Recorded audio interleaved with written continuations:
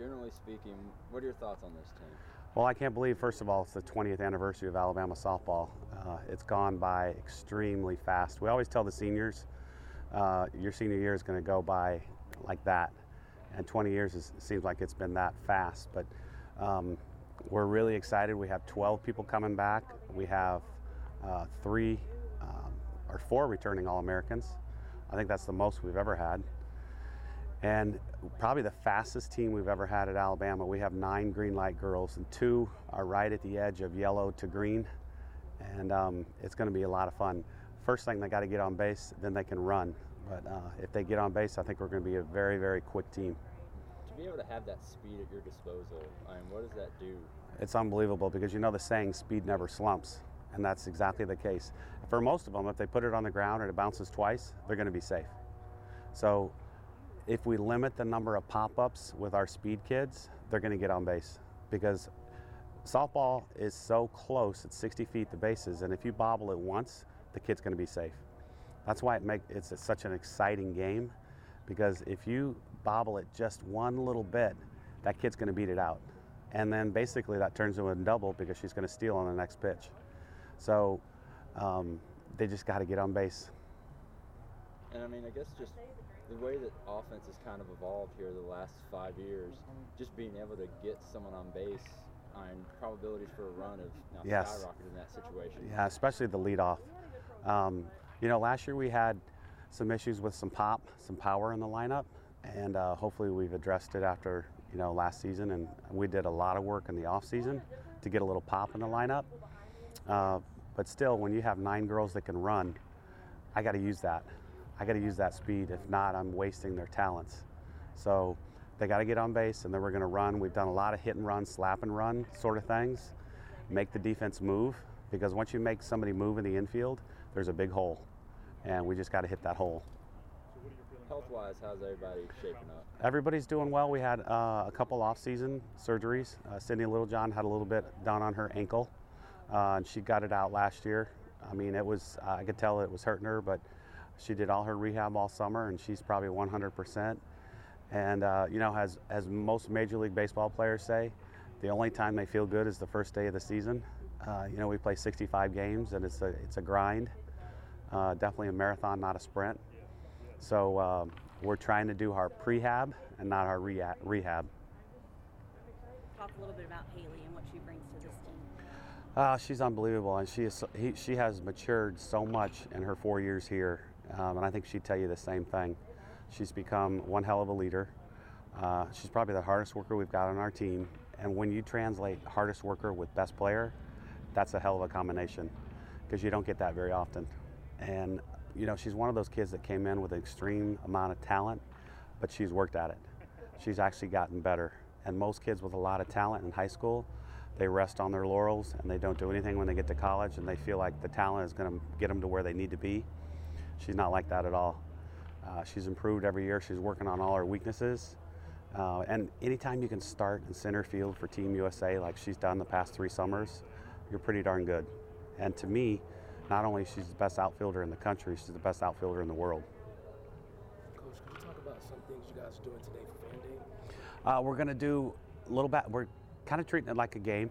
We're going to do our warm-up. We're going to hit. I'm going to introduce everybody when the scrimmage starts. So we'll have a black team and a red team. We'll introduce everybody when they come up to bat. We're going to have autographs and posters and schedule cards and free food, and then kind of throughout the day, we're going to mention things that maybe fans should look for. Like, I'm going to tell them some of the kids that have the green light, so when they get on base, they're going to realize that Haley McClenny is going to steal here in a second or a pitch or two. And we have some of the most knowledgeable fans in the country in college softball, but we're just going to add to that and give them a little inside look at our program. Do you mind talking about because you guys have massive fan support, so can you talk about what the fans mean to you guys? Oh, it's incredible. When I drove down the street here about a half hour ago, there's 20 people in line to get into a scrimmage, basically. And that doesn't happen anywhere else in the country, and I think our kids realize that when we go on the road. Like next weekend at Central Florida, I've already heard from 4 Alabama alums that can't wait to come watch us play. So just our fans at the Rhodes House are the best in college softball. We're about 55 Brickyard tickets away from meeting our goal of 600 sold. We're at 545, I think, this morning. Last year it was 550, and this year our goal was 600, so I think we'll reach that. I mean, everything about it, the media, you guys are great. The coverage that we get just drives the attendance. So, I can't say thanks enough to the fans and the media. To have a senior like Haley, leadership-wise, what does that do for a team that, even though they're still coming back off a College World Series appearance, they still have the leadership and all that experience? What is that like for you? Well, if you see us in the weight room, and other coaches have told me this, she's like a mini Scott Cochran in the weight room. Seriously. If you guys would come in the weight room one morning, you would hear a voice, and it's not his, it's Haley's. And she's pumping everybody up. We always say energy creates energy, and she is the best at doing that. And, everybody respects her. She does the right thing on and off the field. She has a 4.0. She has the right to say to people, get your butt in gear, because she does it. And so I think when she says things, people really take it to heart. And, she holds people accountable. People hold her accountable. And the other side of that, when you do hold somebody accountable, do you roll your eyes? Do you give them a look? Anything like that? She doesn't do that. She says, thank you very much, and then she works on what they told her to work on. And I think that's the mark of a true servant leader, when she can take it and when she can dish it out. This freshman class, talk a little bit about them, what they bring, and what you've seen from them. We're really excited about them. Some of the best athletes we ever recruited, and every year the athleticism goes through the roof. And this year we've got 5 very good freshmen. I think we have, which could be our best catcher ever, which says a lot, because we've had some really good catchers. But she brings a bat to the equation. She can play great defense. She's got a hell of an arm, but her bat is probably the strongest bat as a catcher that we've had in a long, long time. We've got 2 kids from Texas, Houston area. They both throw right and hit left. Very athletic, very fast. And the thing about them is they hit first, and then they short game second. So they've got more pop than the normal regular slapper, but they can do both.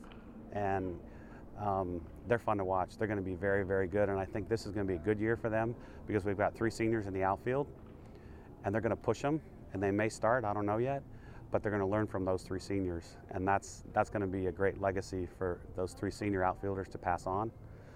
Caroline Hardy is a kid from Vestavia Hills, one of the best power hitters we've had. She has been working really, really hard, and hopefully she's going to hit a bunch of bombs. And then Maddie Moore from Winfield, left-handed pitcher. She's just getting better and better. And the other day in the scrimmage, I think that was the hardest she's thrown since she's been at Alabama. I don't know if she was pumped up with the crowd or the scrimmage, but I think you'll see a lot of things out of her. But a thing with a freshman pitcher in softball, she breezed through high school, and now she's got 9 hitters she's got to deal with. Not 1 or 2, she's got 9. So it may take her a while, but she's going to be there. Coach, what are some of the goals that you guys have this season?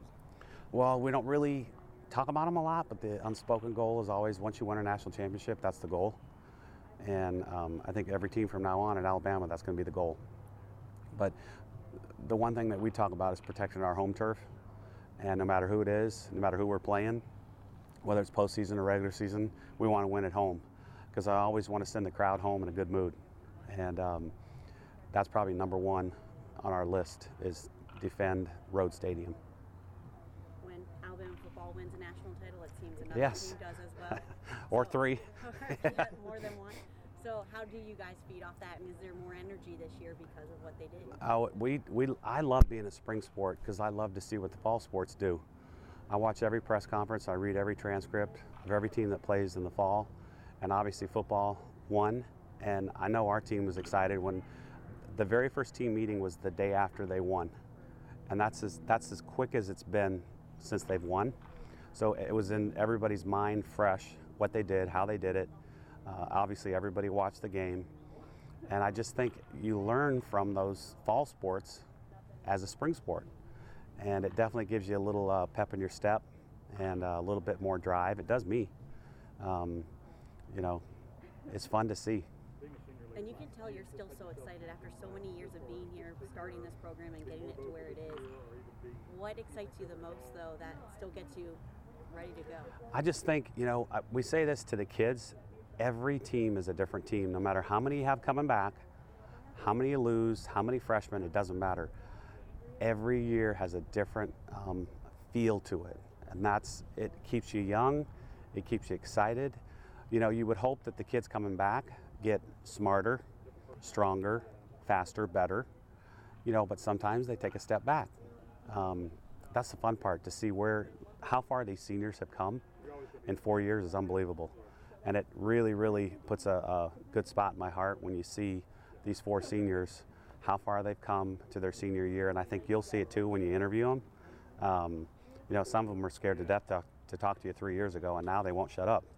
So that's a neat part for me, just to see that growth outside of softball. You're picked preseason 5th in the country, 4th in the conference. Yes. What? Is this football?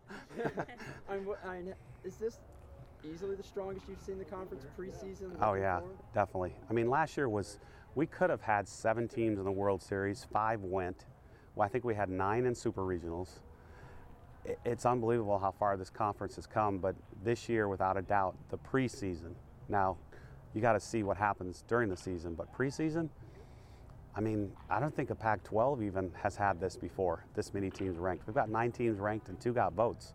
So only 2 teams didn't get a vote, which is just crazy. But it is definitely a super regional every weekend when you play in the SEC. You're basically looking 2 out of 3.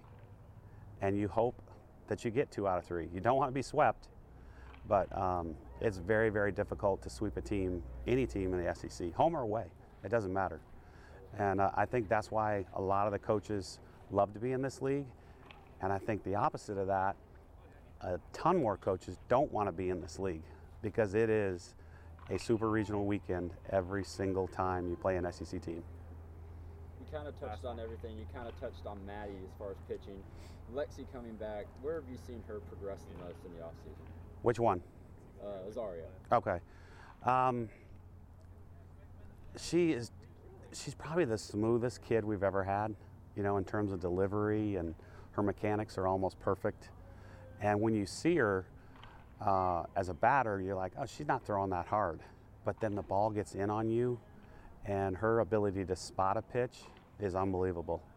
She's got an inside curve, an outside curve, a drop curve, rise ball, change-up, fastball. And her ability to put it where she wants it is just uncanny. And I think that's what makes her so good, because she can hit, especially for a rise ball, if you can control the height of it, you're going to win a lot of games. Because if you have somebody swinging at it, you can go higher. If you have somebody that's kind of looking at it, you can go lower and throw it for a strike. But then when she gets that strike, now you have her thinking. And her ability to spot the pitch is one of the best we've ever had. And she's gotten a little bit more speed, which doesn't hurt.